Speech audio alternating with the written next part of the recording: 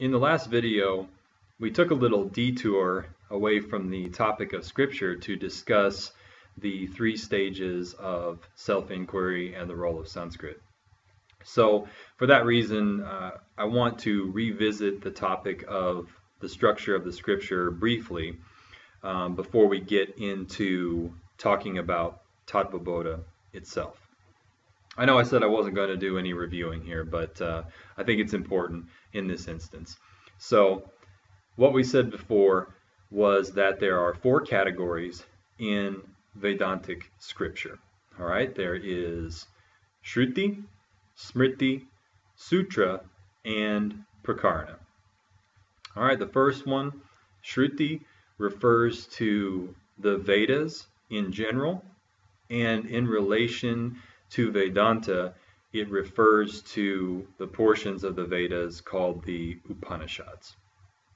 So, derived from that primary category of scripture, the Shruti, comes works based on it called Smriti.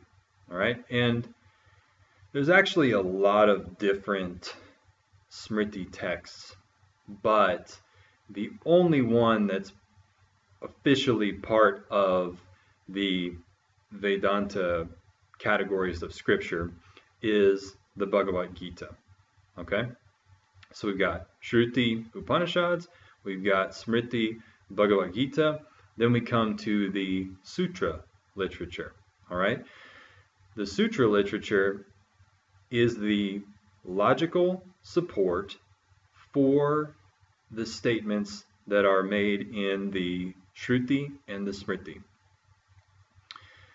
And also, it provides answers for conflicting views on what those texts actually mean.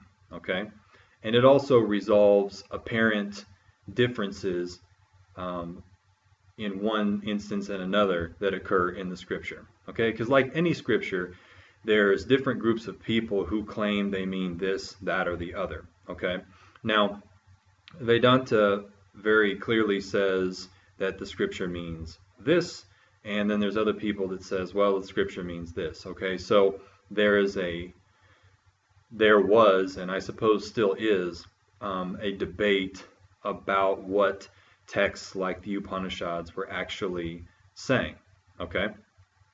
Now, Vedanta says, hey, the Upanishads are clearly saying that you are this limitless, ever-free self. Okay, and there are actually other groups that would say, no, the Upanishads are saying that you're always limited and never free. Okay, so there was these disagreements, and so the Brahma Sutras, which are the sutra category of the Vedanta literature, the Vedanta scriptures, were written to give the logical support for why the Upanishads and the Bhagavad Gita are saying, that you are this limitless, ever-free self.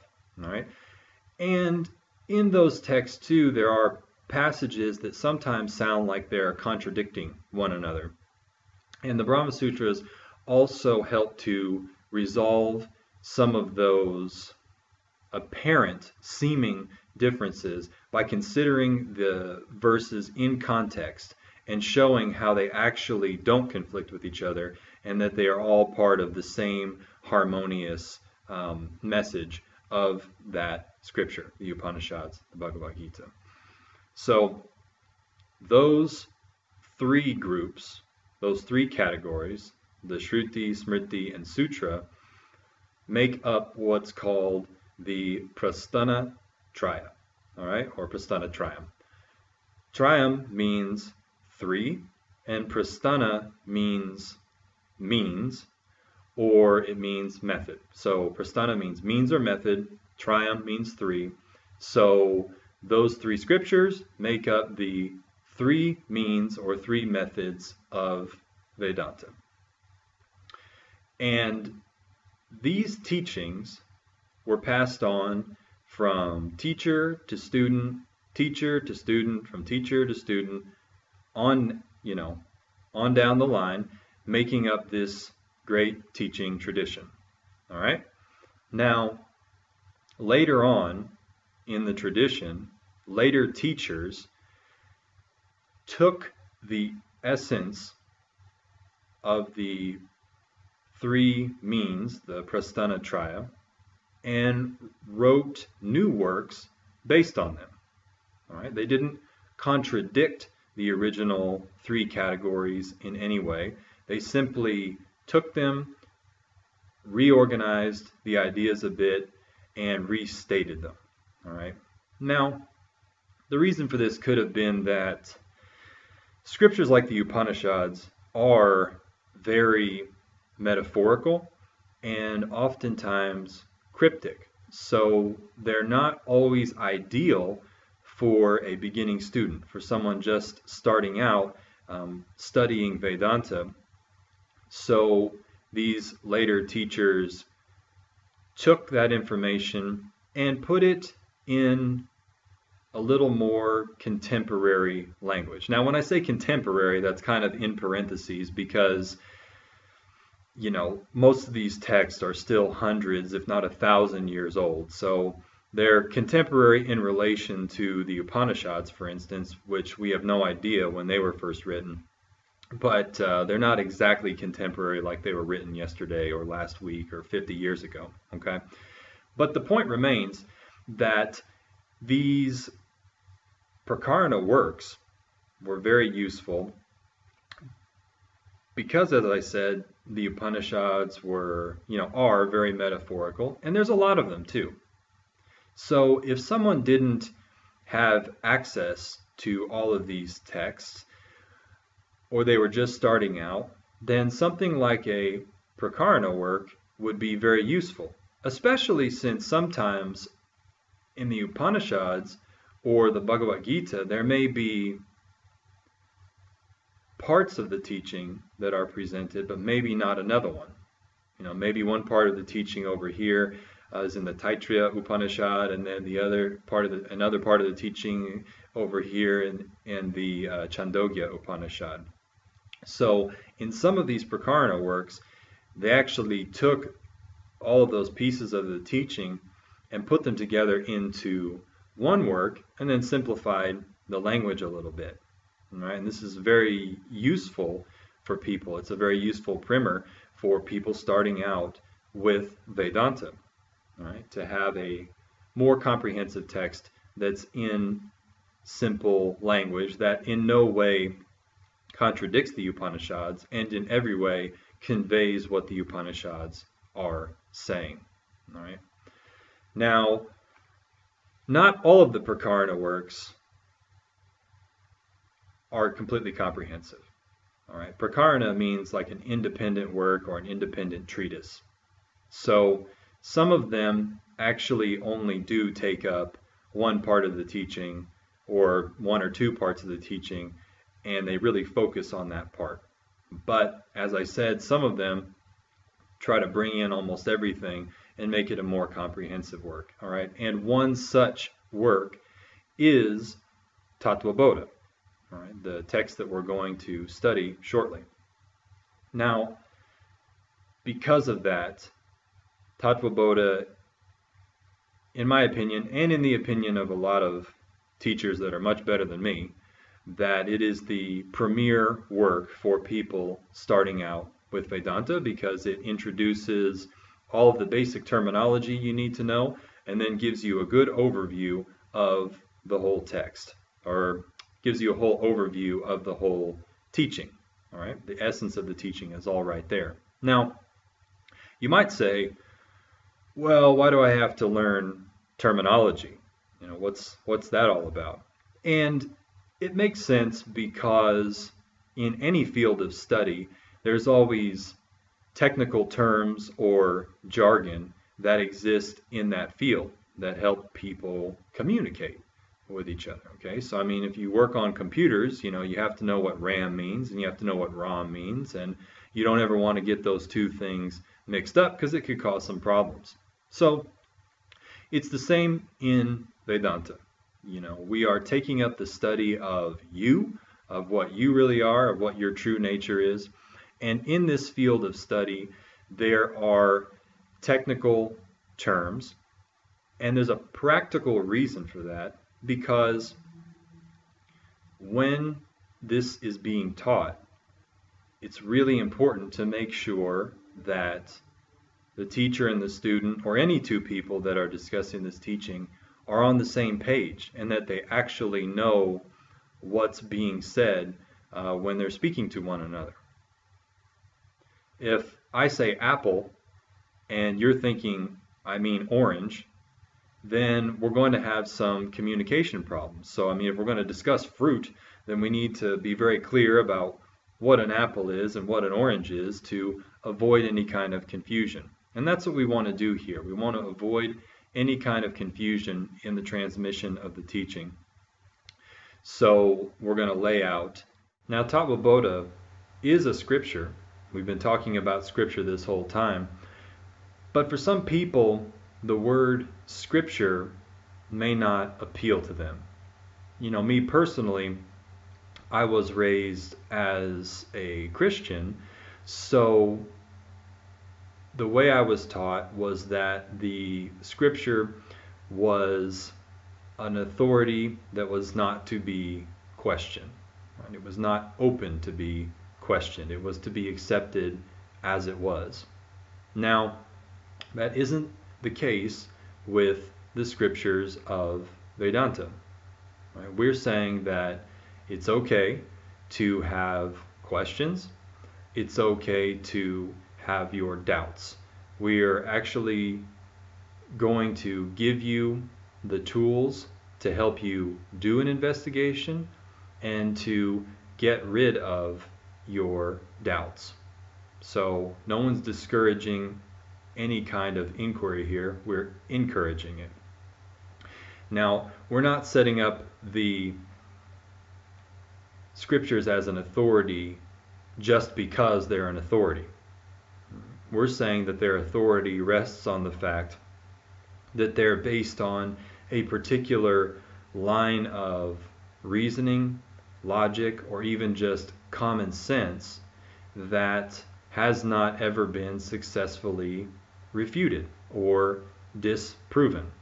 So that is where they have their authority.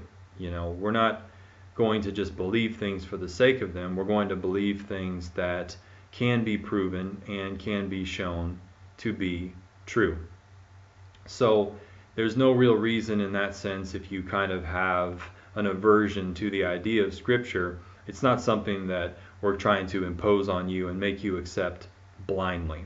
All right, it's something that's open to investigation, and if you are open to that investigation, I'm convinced that you will see that it's true and your doubts will be quelled. Your doubts will be satisfied. The other aspect of the scripture is that Vedanta being based on scripture is a positive thing. And the reason for that is that it gives you somewhere to look and check up on what the teacher is actually saying.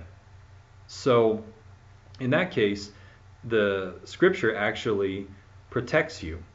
Right? There are a lot of teachers who I'm going to just assume are well-meaning, and probably are well-meaning, good people, but they maybe had some kind of spiritual experience, and based on that spiritual experience, they try to teach that to other people. So this kind of puts the student in an awkward position, right? Because they didn't have the same kind of experience that the teacher did.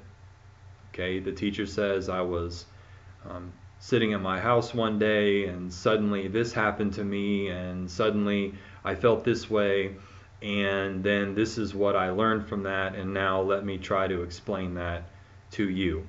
All right. Now again, these teachers probably did have these experiences and they're probably well-meaning people not trying to harm anyone, but what you're forced to do is just believe what the teacher is saying, and you don't have any way to actually check up on check up on whether or not what they're saying is true. All right. So with Vedanta, what we're saying is that, hey, you've got this scripture to be able to look at. Once you've heard the teaching, opened yourself up to it, and received it, then you can actually go to these source texts once you've been taught how to look at them and understand them, and then you can investigate them for yourself. Okay, you can see if what the teaching is true. You can see if what the teacher says actually lines up with reason, logic, and common sense. So it protects you. Right? The scripture is your protector in this case, and so the fact that Vedanta is based on scripture is a very good thing. So that brings us to Tattva Bodha itself. Now, we can really start unfolding the meaning of the teaching by examining the meaning of the title of the text itself. So we have these two words, Tattva Bodha. Now, Bodha means knowledge, and Tattva means several different things, but in this context that we're talking about, it means truth or reality. Now, we kind of have to dig into the meaning of that word. Okay, so right now we're saying Tattva Bodha means knowledge of truth. All right, well, what's the truth? And at this point, we have to say what? The truth is something that never changes. Because you can't say something's true if it's not true one moment, then suddenly true, and then not true. All right? You can't say something's true if it's one thing one moment, something else the next, and then something else later on. Because which one would you be referring to? Something that's true has to be true all of the time. That being said, we can say that the truth is eternal. It always is true. Okay, so it's true before the past, it's true in the past, it's true in the present, it's true in the future, and it's true after the future.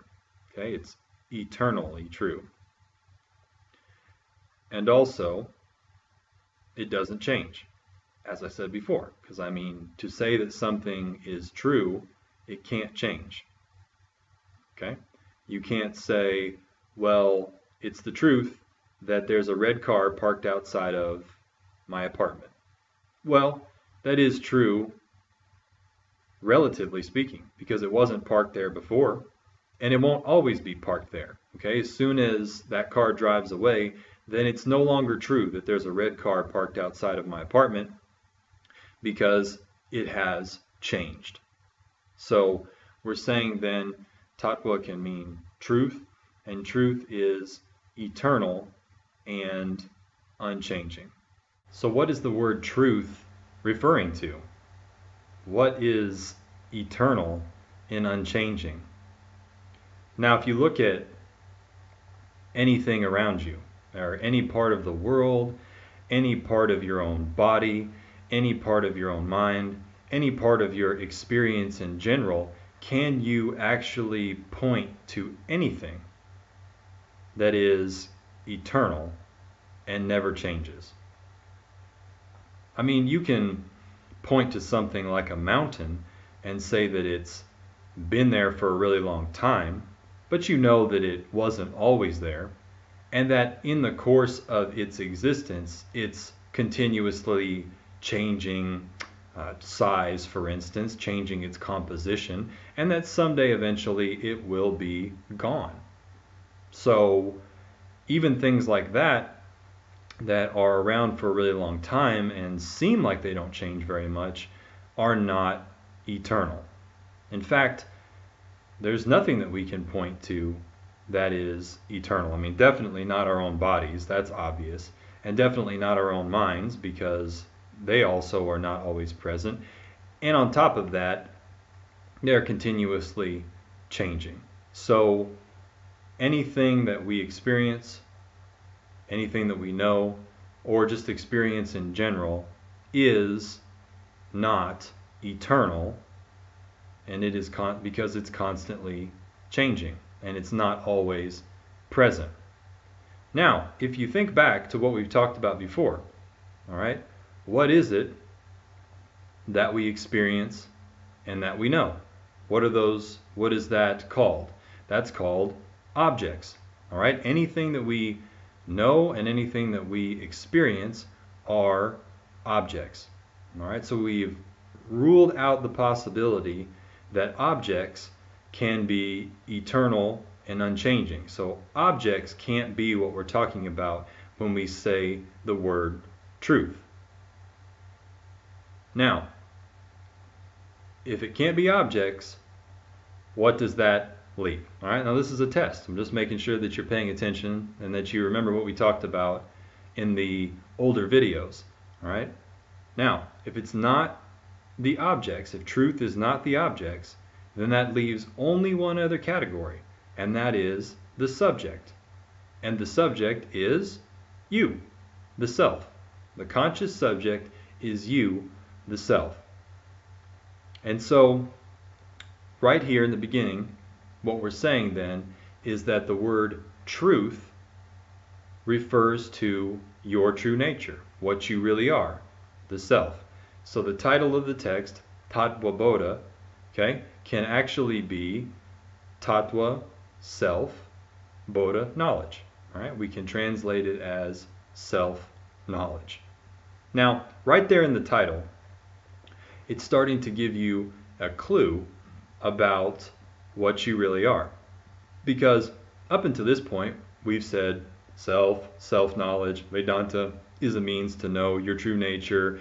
Vedanta is a means to self-knowledge. We've been throwing around this term self, and we've been saying your true nature without really explaining what they are, and they can start to seem a little bit vague or abstract. All right, but we have to kind of work our way into these things step by step. It doesn't really help to get ahead of ourselves. So at this point, now that we've laid out some of the fundamental groundwork, we can actually take up the topic, start to take up the topic of what your true nature really is. And the title starts to give you a hint. All right? If Tattva means self, but Tattva also means truth, and what we've said then is that the truth is eternal and unchanging, then that means what you really are, what your true nature is eternal and unchanging. And that also gives you a clue, right? Because what? Usually when we say self, we are referring to our body or our mind, or maybe a combination of the two. When we say I am this or I am doing that, we are referring to this body and mind here. But since the body and mind are things that we can know or experience, that makes them objects, and no objects are eternal and unchanging.